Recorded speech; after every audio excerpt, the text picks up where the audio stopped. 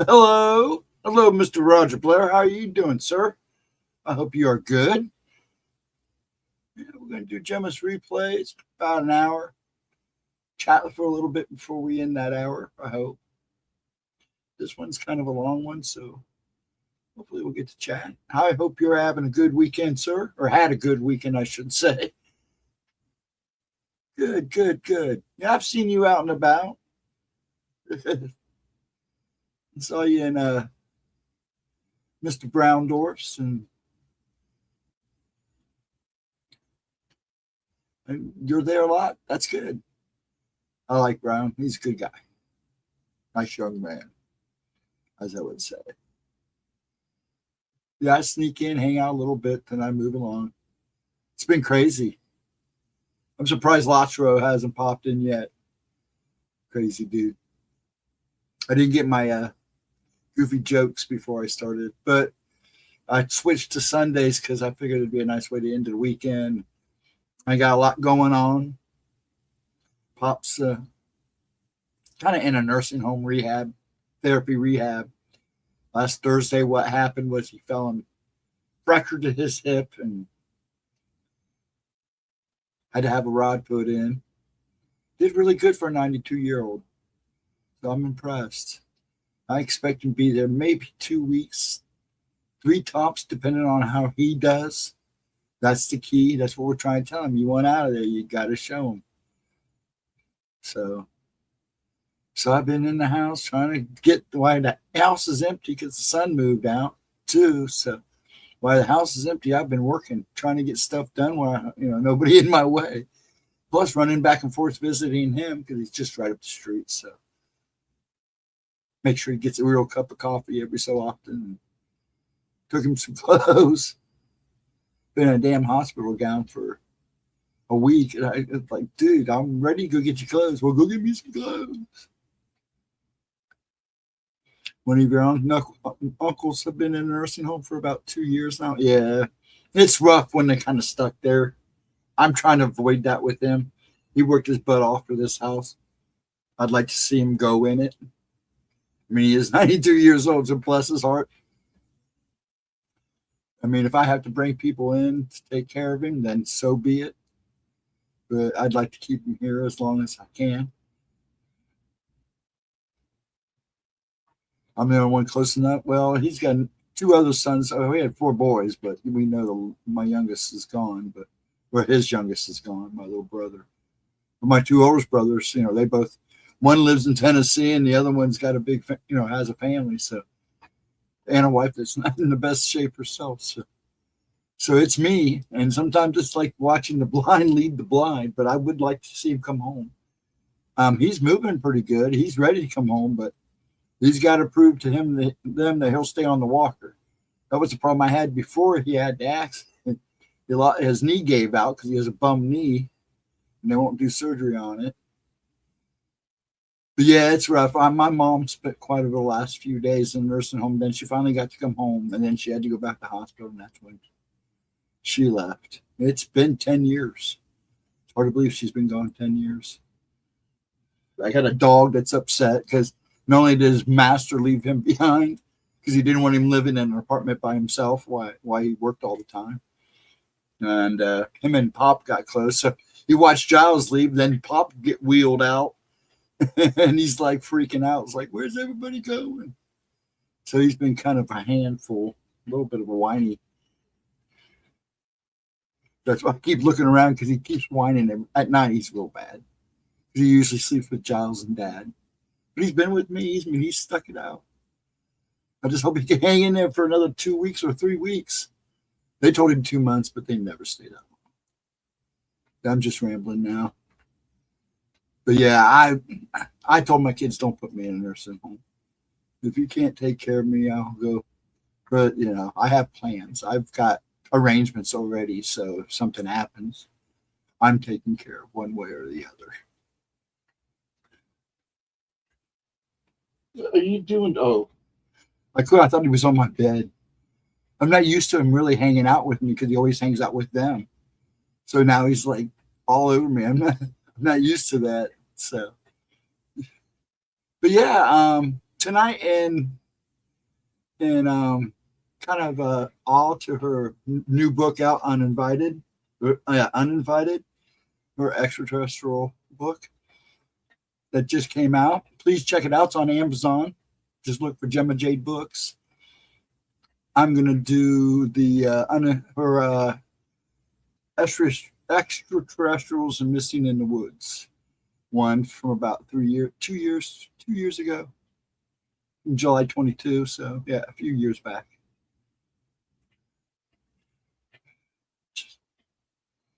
And we'll get started on that here pretty soon. People get used to me doing it on Wednesday night, or Sunday night. I didn't announce it or anything, so sorry about that, folks. But I'm going to probably do these on Sunday night for a little bit. Mondays are a little easier, and I do have a meeting in the morning. But I'm going to go ahead and start this. If nobody shows up, I'll just roll with the punches then. So I'm going to. Well, there's one. How you doing? Gemma's not here, but I'm sure she'll sneak a peek in. She usually sneaks in and sneaks out and checks on me. So she'll see you. No, she doesn't do card reading anymore. She gave it up. Yeah, she for religious reasons, yeah. And that's good. I mean, she's finding her way. You're gonna find out there's a lot of card people that are not doing cards anymore. I've been scrolling around, and it's unbelievable how many people that stopped doing tarots and stopped doing oracles. It's amazing. A lot of them quit. Good to see you too, sir. It's been a while, but I've seen you in and out of other rooms, so you're good. You just don't see me because I don't say too much. I'm afraid I'll get all goofy. I'm kind of trapped here by myself, so it's kind of like weird having be able to talk this loud and not worry about waking him up or anything. The dog's going nuts. Get up there and go to bed. I want to get up there. Hey, get up there. Sorry. He's just standing here looking at me because he doesn't know what to do without everybody around. Bless his heart. He's not used to hanging with me, that's for sure. But yeah, she doesn't do it anymore. She still will do personals. But I don't know much longer she'll be doing that either. So, well, you have to ask her. Her email's in the subscription if you don't have it already. But yeah, she's trying to change it up a bit. We'll still do paranormal stuff. And, I'm still doing these, and she likes the missing cases and unsolved cases, and then 411s and all that. She loves that stuff too. She wants to implement more of that in with the paranormal stuff because they can intertwine anyway. So, and she's just trying to take care of business at home. Things have been crazy for her, so that's why you haven't seen her in a while. Puff, stop! You can hear him whining in the background. So yeah. But yeah, I think we'll get it going, and she'll get going. She's been doing her TikTok thing and all that fun stuff. So yeah. But I was going to go ahead and start this since it's just us, and that's what this is all about. Is her replays. I will be in chat. I do turn on and off the mic and talk over the video sometimes. So enjoy, relax, enjoy. Let me get it rounded up here and ready to rock. And we're pretty much ready. I don't know what show. Let's see, make sure everything's to go. Yep, let me get it on shared. That's the only thing I hate about this.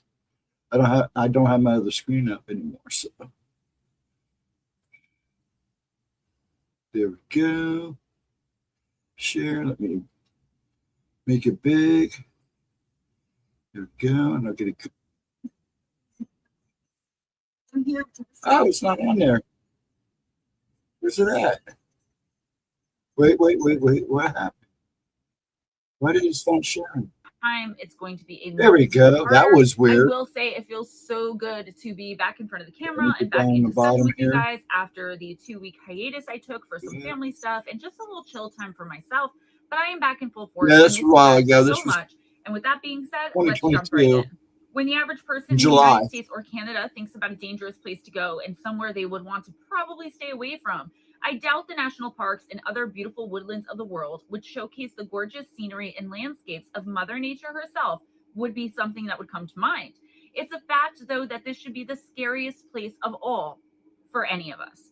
The problem is the quote-unquote average American and Canadian don't know the full scope of what's really going on out there in areas where they go on their family camping trips or hiking with their church groups, on a picnic with someone they love, or even for a walk around to pick some delicious berries. The possibilities of what we can do when out in Mother Nature are seemingly endless, and I'm here to discuss with you why the dangers of these very places are too. Before we get into the rest of today's video, though, I just want to talk quickly about the sponsor for this video. It'll only take a minute or two, so don't go anywhere. Nail Reserve Los Angeles is sponsoring this video, and they were kind enough to... You don't want to hear about nail polish. Let's see where we are here. Ceased under highly unusual circumstances. Okay, I went too far. Hold on. Sorry, guys. Interested in that, maybe think of it as a gift for your lady. It is pedicure season. Okay, thank you, Nail Reserve Los Angeles, for being my first ever sponsor, and I hope I'm making you all proud. Back to the video. Well, there are many different reasons that our national parks and the woodlands of the world are dangerous places. I want to speak to you today specifically about the people who go missing in them. Those who are never seen or heard from again, those who are found deceased under highly unusual circumstances, those who return with no memory of what happened to them, and even those who return with their memory intact, only to tell of a highly strange or extremely terrifying ordeal from which they'll most likely never recover. Many of us in this community have heard of this missing phenomenon before, and I'm sure most of us have our own theories or opinions as to what could be causing these strange disappearances. I believe that everyone, even if we all have a completely different opinion as to what's going on out there, would be right in some capacity or another. I believe there are many things responsible and that each case is different. However, I am of the opinion that extraterrestrials are mainly the ones we can look to for answers as to exactly what is going on out there all over the world, over and over again, to the human race as a whole. This is a humanity issue, guys, not a science thing. It's not an individual thing. It's not a familial thing. It's a human thing. This phenomenon knows no race, social standing, gender, sex, or anything else. It happens seemingly randomly to people of all ages, shapes, religions, and sizes. There are several parameters we have been made aware of that happen almost every time, either before, during, or after one of these abductions. And I'm going to show you how abduction by extraterrestrials can explain every single one of those parameters. I want to be very clear, though, that not only do the national parks not keep a record of its missing, but they seem to be going so far as to hide this information from the public. Why? Tourism cannot be the only reason for their complete denial and lack of transparency. I mean, can it? Hopefully, that's a question we may someday be able to answer. But I assure you, as of right now, we aren't even close to obtaining answers. Our lives are at stake here, and it leaves many of us scratching our heads. We, meaning those of us in the field of ufology, seem to know a lot more than anyone is willing to accept, as we have seen the same things going on in our woods over and over again in our own community. And by the end of this, I'm sure you will have made the connection as well. The average ages of the victims range from 20 months old to 12 years old, and now 70 to 85 years old. That's not to say there haven't been more than a reasonable amount of people of all ages who have gone missing in the same way. That's just to say, admittedly, by a very small fraction, these age groups are the most likely to go missing in this way if we're to look at the statistics, which, remember, are incomplete because places like national parks are not being held accountable or being forced to keep a record of its missing. And I don't mean to harp on that, but that's pretty effed up. As far as I can tell, not a single person carrying a firearm and only one carrying a transponder have ever been reported missing while out in the woods. On the other hand, in the majority of cases where the missing is a child, they have had a dog with them. In some of those cases, the canine returns and the child never does. Children who are found either can't remember or won't talk about their experiences, and even on the small chance they do, the bizarre things they say are almost always chalked up to an active and scared imagination. I could go on and on with statistics, and I mean, how many times can we blame it on a wild animal or an accidental fall only for the body to never have been found? there would be evidence of both those things. There are just way too many coincidences, guys. And in this community, we usually don't believe in coincidences anyway. I know that I don't. So, how do extraterrestrials play into all of this? Let's start with a case that most of us know well, the case of Dennis Martin, a 6-year-old boy who went missing on June 14th, 1969, in the Great Smoky Mountains National Park. Dennis was from Knoxville, Tennessee, and was camping with his family in the park when he vanished without a trace. It was a beautiful and mild summer day when the unthinkable happened, and the Martin family would never be the same because of it. The hiking and camping trip the family was on was part of a long-standing Father's Day tradition, and the family had gone to the same spot in the same area of the mountain for years and years, and nothing bad had ever happened. In fact, when we are out there in the beautiful wilds of Mother Nature, it's hard to even imagine that something terrible could happen or is capable of happening. That's one of the problems, guys. We leave our guards down, and while more light has been shed on the missing phenomenon, and while this community, the community of ufology, has also made great strides in informing the public about and protecting ourselves against attacks of any kind from otherworldly creatures and or forces, it won't be enough until we can sit and analyze cases like Dennis's with an open mind and some rational and reasonable thinking. Dennis's grandfather, Clyde Martin, had brought his 33-year-old son, Bill Martin, who then brought along his own children. His oldest son, Douglas, was 9, and his little one, Dennis, was only 6 years old. This particular trip was special for Dennis, as it was the very first overnight camping trip with the men in his family who, again by tradition, did this every year for Father's Day. So it was his first time that he was able to go and camp overnight with the men, with the boys. That's exciting for a little boy. The Martin family was joined by another family who also, either by coincidence or through some distant blood relation, I don't know, I couldn't find like one source said one thing, another said another. So it was either by coincidence or they were distantly related. Their last names were also Martin. The father, Carter, also brought along his 2 sons. The group traveled together and got through the first night unharmed, and with all of them having a ton of fun. On their second day there, all of the Martins packed up their gear and hiked a 2.9-mile trail to meet more of Carter Martin's siblings and relatives who would be joining them on the trip from there on out. Later on that day, the 4 Martin children were playing together between the Appalachian Trail and the Spencer Field shelter. Bill Martin would later recall that it seemed the boys were planning some sort of quote-unquote surprise attack on the adults and had split off into groups. So they wanted to jump out and scare the adults. Typical kid stuff, right? Total typical kid stuff. Douglas Martin and Carter Martin's 2 sons headed south of the shelter, while little Dennis, not very conspicuous in his bright red shirt, but trying his best to hide like the other boys nonetheless, headed up the hill toward the Appalachian Trail in the opposite direction of the other boys. Within just a few minutes, all of the children came running out from behind bushes and towards the adults. All of the children, that is, except Dennis. According to Clyde Martin's sister, Irma, little Dennis had never been on the entire trip more than 30 feet away from the adults, and yet he vanished into thin air. He disappeared without a trace.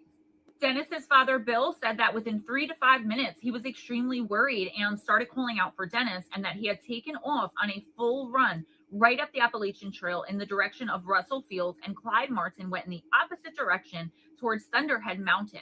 Everyone was searching almost immediately, but to no avail, and they pretty much notified the park services almost immediately too.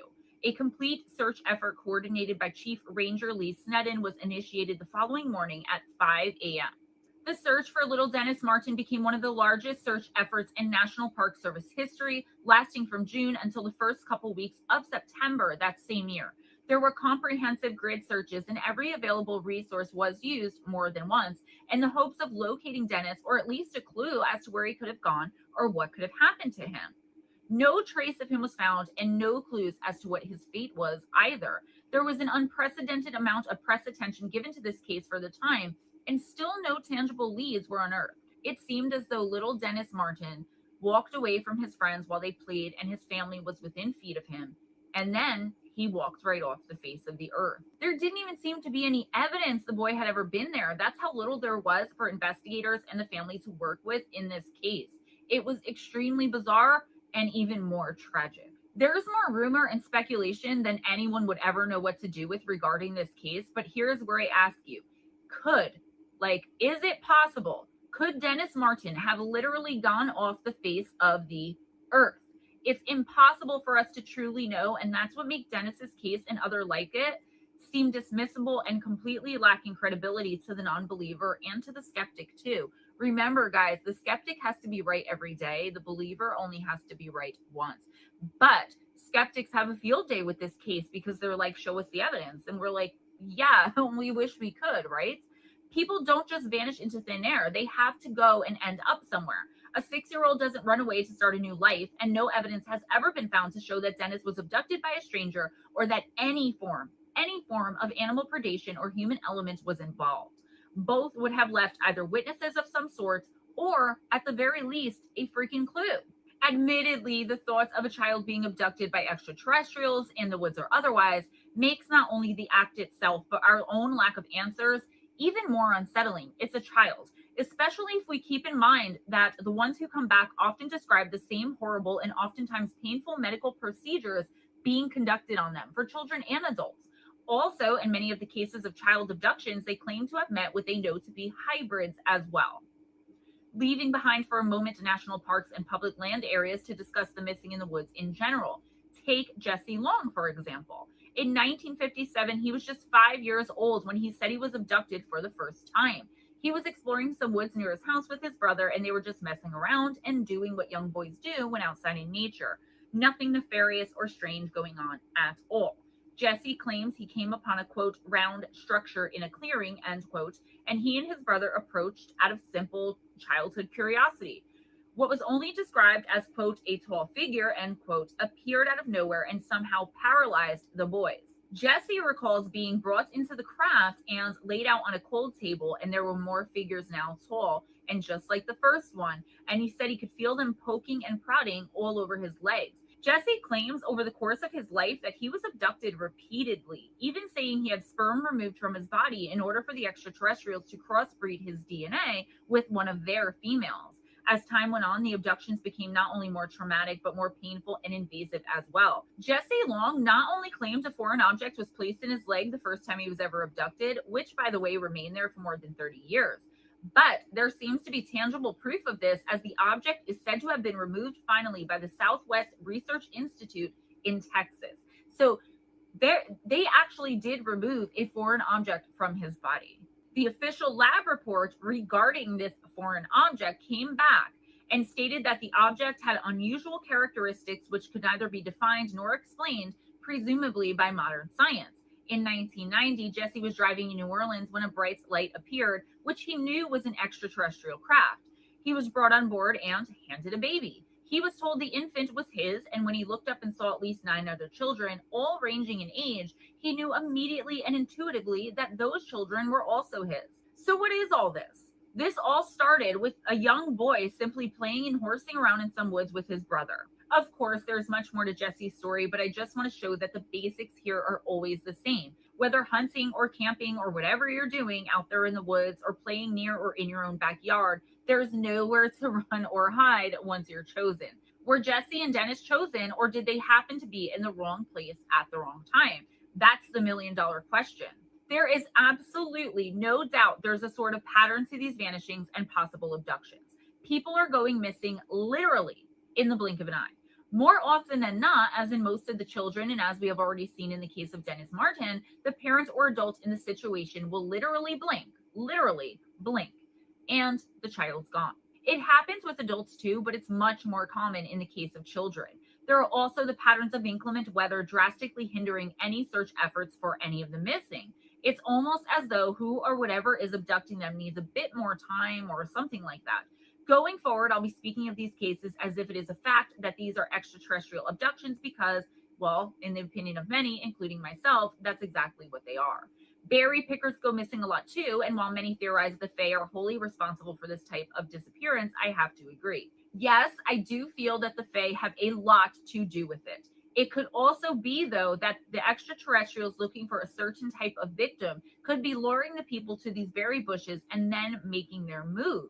Many people who have been abducted while out picking berries have said they felt as though they were being compelled to go to a certain bush and to pick certain berries. Many of them also report suddenly feeling sick and unable to stand up straight due to dizziness and extreme nausea.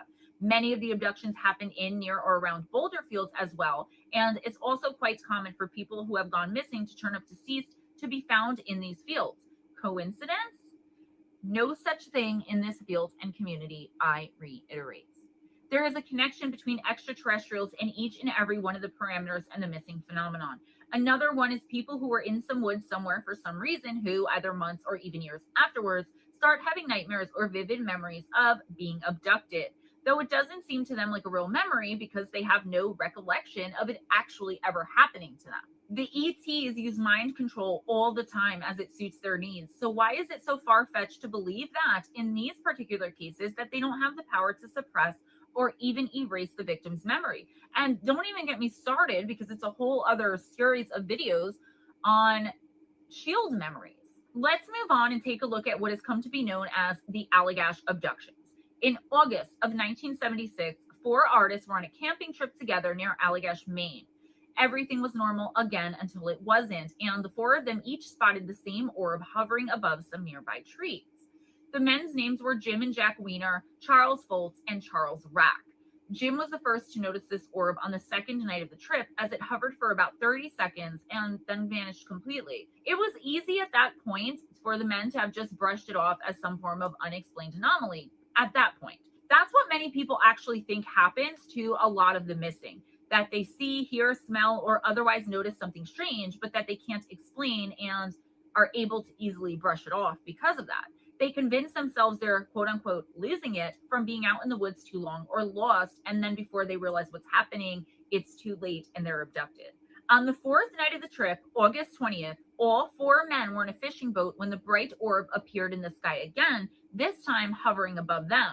The men likened the brightness of the object to the sun itself. It was that freaking bright. This time it was Chuck who noticed it first. Chuck tried to signal SOS in Morse code with his flashlight to the object, but this seems to have made matters a lot worse. The men realized that now, after this SOS signal, much more than before, they were the focus of the orb's attention.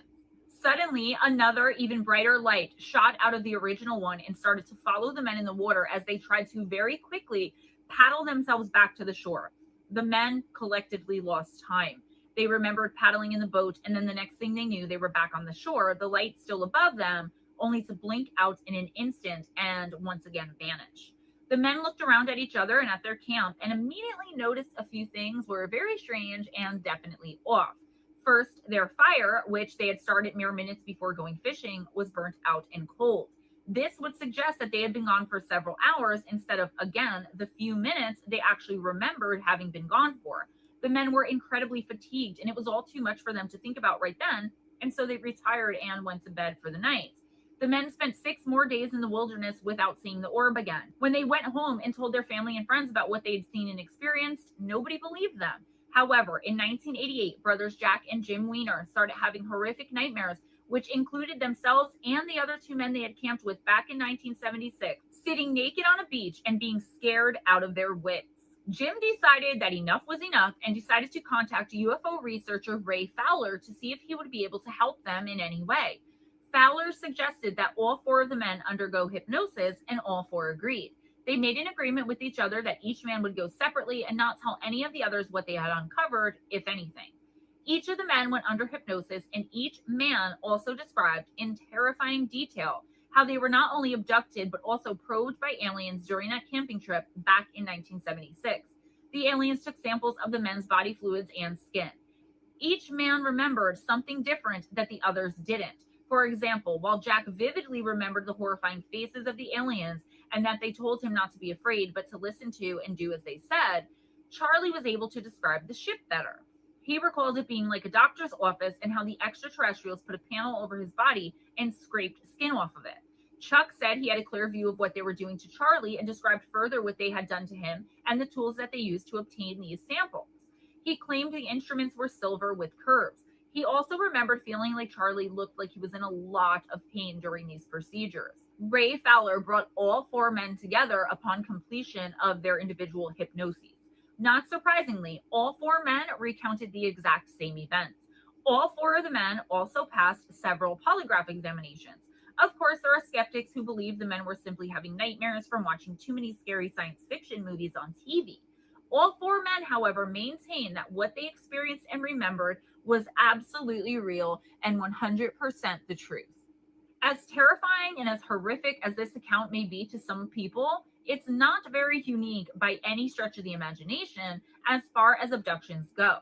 How can it be that people from all over the world and from all walks of life going out into the woods, whether alone or in a group, are experiencing the same type of phenomenon? Is this what the missing and never found experience? I sit and try to put every single parameter of every abduction I can think of and wonder how it would fit in with the missing of the world, especially those who have gone from the woods. And it always fits. Not because I make it fit or force it to fit, but simply because it does all on its own. These extraterrestrial beings seem to be able to erase memories, even if only for a time, but also they seem to be able to implant memories. I said shield memories before, and I knew I was wrong. I meant screen memories. Sorry, guys. This is 60,000 words. People who go missing and are found may never remember that they were victims of an abduction by some alien race or another, and it may take others their entire lives to figure it out, put it all together. But then what? Most people who aren't involved in this community wouldn't know who or where to turn should they uncover these sorts of memories. Their mainstream media makes them out to be whack jobs, and they could risk damaging their professional and personal reputations, some even losing their jobs and or families. Are these some of the things that the extraterrestrials take into account when deciding who to abduct?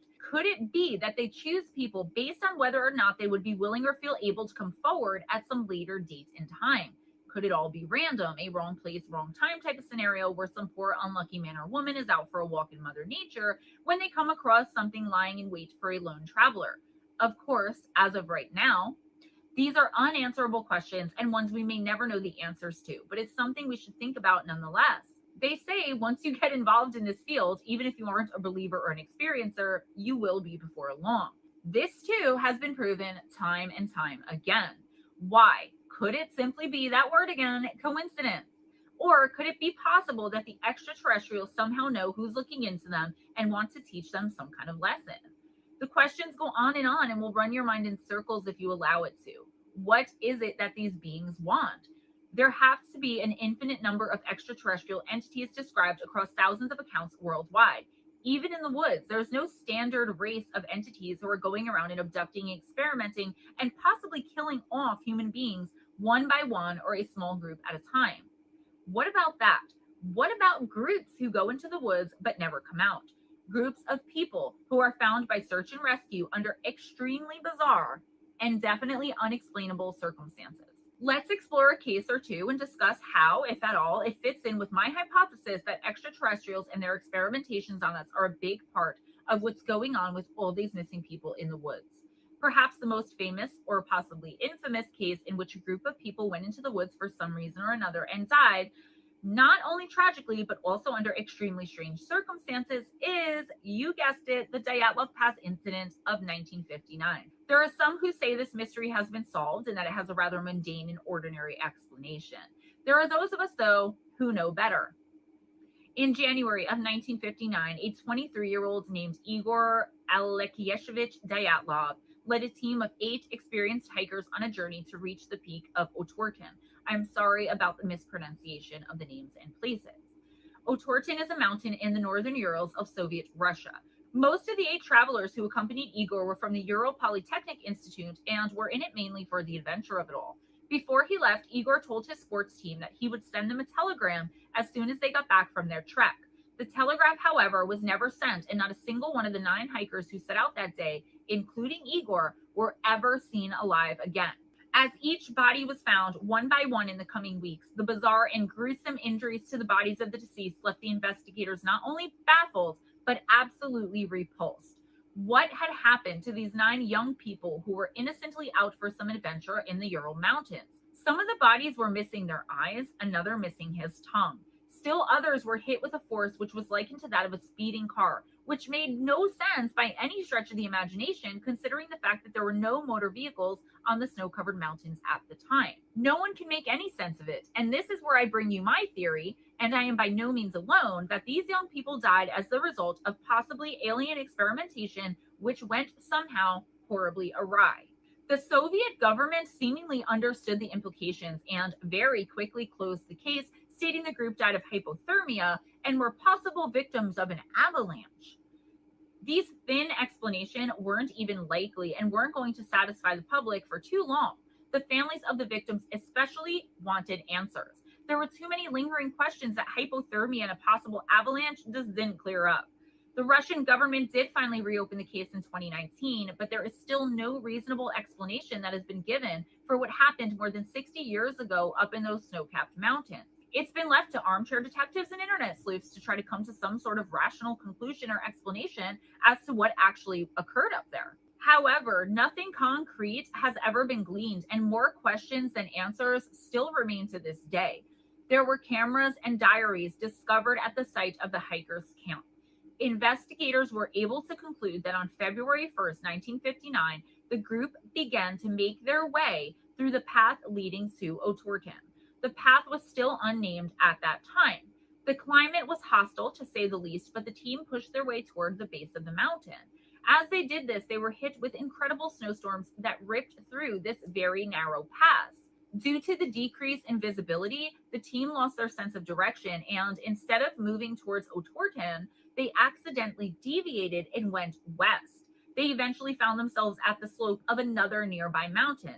Unsurprisingly, this mountain has a rather ominous name, as most places where the missing end up becoming so have words like devil, death, Satan, hell, and so on in them. This mountain was called Kholat Syakhl, which translates to Dead Mountain. For unknown reasons, before they even attempted to ascend Otorten, Dyatlov decided they would camp there at the base of Dead Mountain and perhaps get their bearings by the time morning came upon them again. A search was launched 19 days later when no one had seen or heard from the hikers. The volunteer rescue force that trekked through the pass found their campsite rather quickly, but the hikers themselves seemed to be nowhere in the immediate area. This is when the military and police investigative teams were sent in to try and uncover what had become of this team. There wasn't much hope for them to be found alive, but still in all, the investigators wanted to at least find their bodies and see how they had met their demise. The route they had chosen was remarkably difficult, even for how experienced all 9 hikers were said to be. Add to that the inclement weather and low visibility, and it was almost certain disaster and death had befallen them.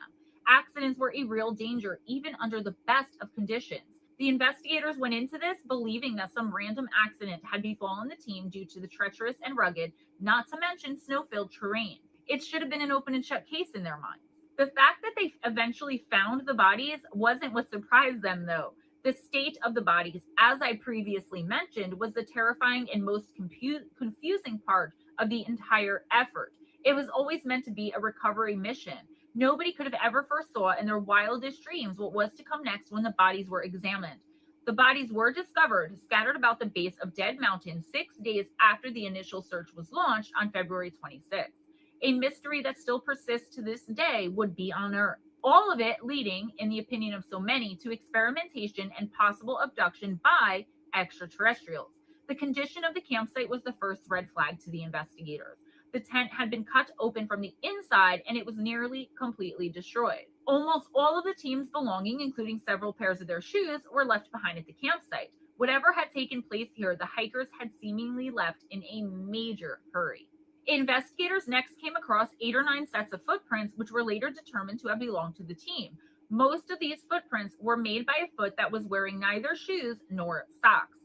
These tracks led almost a mile away from the camp and to the entrance of some nearby woods. Barefoot, guys, a mile in the snow and inclement weather, this crazy situation, and for some reason, this person walked almost an entire mile barefoot. Under a small cedar tree right there at the edge of those woods, evidence of a small fire and the first 2 bodies were found. These would be that of 23-year-old Yuri Krivonishenko, and 21-year-old Yuri Doroshenko. On the night of their deaths, the temperatures were -13 to -22 degrees Fahrenheit. Despite this, however, their bodies were found not only shoeless, but the men were also wearing nothing but their underwear. The next 3 bodies were found, seemingly having tried making it back towards their camp from the cedar tree at the edge of the woods where the 2 Yuris were found. These bodies were those of Igor Dyatlov, 23, and Rustin Slobodin, and 22-year-old Zenaida Kolmogorova. Despite the obviously strange circumstances, the investigators, upon their initial discovery of the bodies, were still thinking this was a clear-cut case of hypothermia. It initially made sense, as none of the bodies showed any indication of the severe external damage beyond what had been inflicted by the cold. According to Russian, this was all closed. It was pretty clear that there was more to all of this than the initial assessment. However, it was still unknown, though, what exactly had befallen this poor group of young people. There was no explanation as to why Yuri Doroshenko's complexion was described as, quote, brownish purple, end quote, in complexion, or why he had gray liquid coming from his mouth and gray foam coming from his right cheek. The hands of the 2 Yuris found under the cedars also seemed to be scraped away, and the branches in the trees above them were torn down. It looked as though the 2 men were making a desperate attempt at escaping someone or something by seeking shelter inside and up the tree. Meanwhile, Rustin Slobodin had injuries which were consistent with someone falling and hitting their head over and over and over again, and Miss Kolmogorova had a bruise in the shape of a baton on her side. These 2, along with the others who had been found so far, were all almost completely unclothed, and the clothes they were wearing were not their own. This supports the idea that they were caught off guard and ill-prepared for whatever it was that they were facing. They obviously had had inadequate time to get their things together and even to get themselves dressed in order to flee. We are talking about very experienced hikers here, not some young kids out for a good time who didn't know what they were doing or even what to expect. It was very apparent, even before the final 4 bodies were discovered, that something unexpected has happened, and very suddenly, which drove the team into a complete panic and chaos as they went about trying desperately to escape who or whatever it was with their lives. It wasn't until several months later that the final 4 bodies were found and that the mystery deepened a hell of a lot more. The discovery of those 4 final bodies was what makes this case even more terrifying than it already is. The 4 remaining hikers were found in a ravine, which is 75 meters deeper into the woods than the cedar, where the other 2 were found, buried under the snow and in a place known as the Dyatlov Pass Den. These bodies told an even more confusing and even more gruesome story than the first 5 who were found. Nikolai Thibodeau Brignoles, who was only 23 years old, suffered significant skull damage in the moments before his death.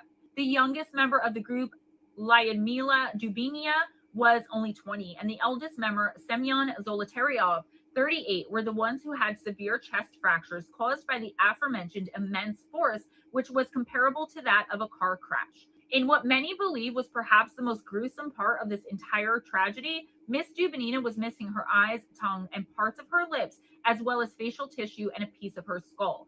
The body of 24-year-old Alexander Kolevatov was found in the same location as Miss Dubinini, but without any of her very severe and bizarre wounds. The second group of bodies showed that the hikers all must have died at relatively different times, as it seems as though they were making use of the articles of clothing of the hikers who had died before them. Miss Dubinina's foot was wrapped in a piece of Mr. Kirivanashenko's wool pants, and Zolotaryov was found in Dubinina's faux fur coat and hat, suggesting he had taken them from her after she had died, just as she had taken clothes from Kirivashenko earlier. Most mysterious of all could be the fact that Dubinina and Kolevatov's clothing showed evidence of being radioactive. Sorry, I am butchering these names. But it's evidence like this that makes this case not only so baffling, but also so fascinating to the people in this field and to those not involved in ufology at all. The Soviet government didn't want anyone asking questions and therefore insinuated that it was due to the team's own ineptitude and inexperience that they met this strange and tragic demise. What was it that could account for these experienced hikers, though young, to flee in the middle of the night with the weather like it was, in too much of a hurry to put on shoes or take their own clothing? Some speculated early on that it was due to an attack from a local tribe called the Mansi and an attack on the hikers for being in their territory. This explanation held almost no water, however, as the Mansi were widely known as a peaceful tribe, and more so, the evidence didn't match any kind of human attack or even a human element at all. No, this was something different altogether, guys. But have we ever seen anything like this before or since? I'll get to that. To round up this encounter, the government came to the conclusion that an avalanche had caused all of this.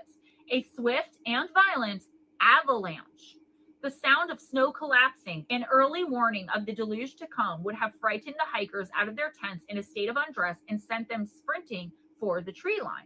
An avalanche would also have been powerful enough to inflict the injuries that killed the second group of hikers. But why cut themselves out of the tent? As hard as they tried to keep coming up with reasonable explanations, or ones they thought at least would silence the public and the families of the victims, the physical evidence just did not support any of these claims, especially not an avalanche. No matter how many ways they tried to make it fit, it just didn't, and the public knew this. Locals familiar with the terrain even came forward later to state that a natural disaster simply wouldn't have been able to inflict such violent and vile injuries on the victims. There was also the fact that when investigators found the bodies, they noted no evidence that an avalanche had occurred at any time recently in that region. There was no damage to the tree line, and searchers observed no debris. There is so much more evidence to the contrary of a natural disaster, avalanche or otherwise, or to a human element or anything else the government was trying to cover this up with, and the people knew it. People still know it, and that's why I've spent so much time here with you today discussing this one particular case. Pieces of skin and bone being taken, organs seemingly being harvested, even if only from one person, sounds a lot to me like the experiments many people have described experiencing during an abduction from ETs in UFOs. Does it all fit? No, but it never does when we're dealing with things like this. In this community, it never all fits together. But why all the violence? Well, it's a known fact that not all extraterrestrial species come in peace, guys, and many of them don't understand or experience any type of emotion as we humans do, and they don't experience physical pain, at least not in the same way either. Would they resort to violence to either get what they needed or even resort to what we humans call murder and violence? Well, that depends on what that particular race or species is experimenting on us for at that specific time. This is where our lack of knowledge can be very frustrating, because what we think we know is in fact alien activity, specifically regarding abductions from or even attacks inside of the woods and forests of the world. There are those in other fields, such as the supernatural, that also want to lay claim to some of these events. Admittedly, there are some cases where the lines are very blurred, and even a well-researched expert could have trouble making that distinction. Guys, I've rambled on for long enough. So that's all I have for you today. I will definitely bring you a part 2, 3, 4, however many parts is needed to get through this basic entire book that I wrote here about the connection between abductions and the missing in the woods.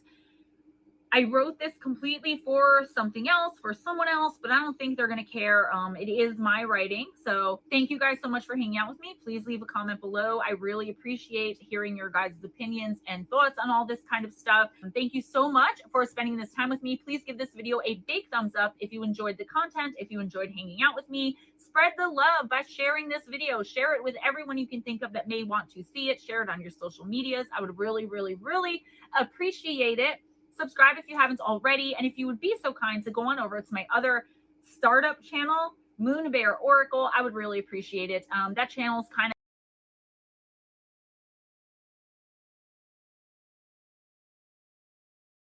that channel no longer exists. Let me make myself small. I don't want to be the whole screen.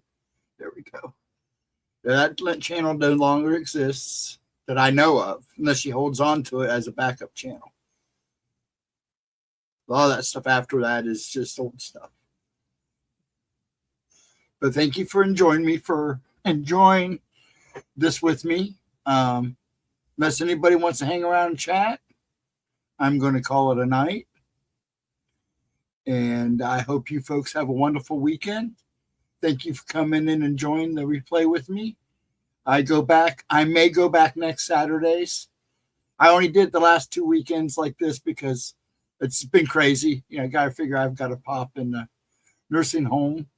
So I've been doing a lot of running and trying to get stuff done while he's not here, and visiting him and trying to take care of business. The house goods, as one might say. So hopefully I'll see you here all next Saturday. Please join me. And it'll probably be either between 11 and 12. I don't know if I'll go back to my regular time or not. I'm trying to figure things out. with all this craziness. And I don't know if it'll change or get a little bit more when he gets home, because I'll probably have to pay a little more attention to him. But other than that, for a little bit. But yes, I shall be here next Saturday between either 11 or 12, kind of like doing the midnights. And have a wonderful start to a week. Please take care of yourselves. God bless. And hopefully I see you all on the flip side.